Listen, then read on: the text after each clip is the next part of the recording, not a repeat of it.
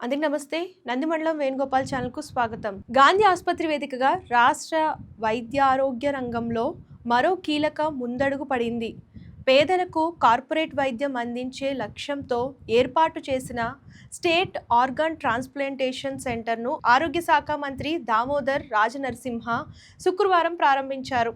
Private ఆసుపత్రుల్లో లక్షలు ఖర్చయ్యే kidney, liver వంటి అవయవ మార్పిడి శస్త్రచికిత్సలను ఇక్కడ ఉచితంగా అందించనున్నారు.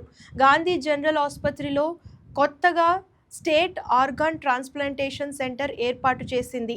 ఇది అవయవ మార్పిడిలో రాష్ట్రానికి నోడల్ కేంద్రంగా వ్యవహరించనుంది. మొత్తం 6 మాడ్యులర్ ఆపరేషన్ థియేటర్లను, వాటికి అనుసంధానంగా ఆడిటోరియం, 3 ట్రాన్స్ప్లాంట్ ఐసోలేటెడ్ రూమ్లు, 25 పడకల సామర్థ్యంతో 3 ఐసీయూలు, సర్జన్లు, అనస్థీషియా నిపుణుల కోసం ప్రత్యేక లాంచ్లు ఏర్పాటు చేశారు. ట్రాన్స్ప్లాంట్ పేషెంట్ తరలింపు కోసం ప్రత్యేకంగా లిఫ్ట్ సైతం అందుబాటులోకి తీసుకొచ్చారు.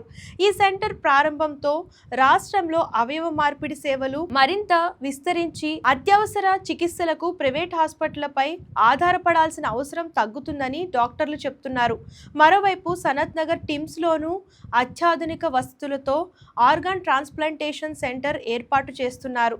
బ్రెయిన్ డెడ్ కేసుల్లో అవయవాలు వృధాగా పోకుండా జిల్లాలో ఆర్గాన్ రిట్రైవల్ సెంటర్లను ప్రభుత్వం ఏర్పాటు చేయనుంది.